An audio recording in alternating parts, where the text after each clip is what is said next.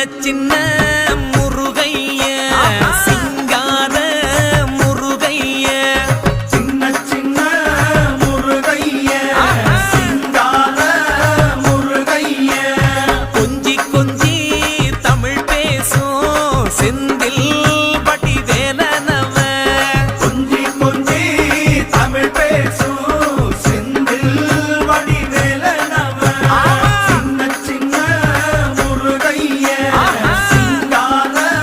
முருகைய கொஞ்சி கொஞ்சி தமிழ் பேசும்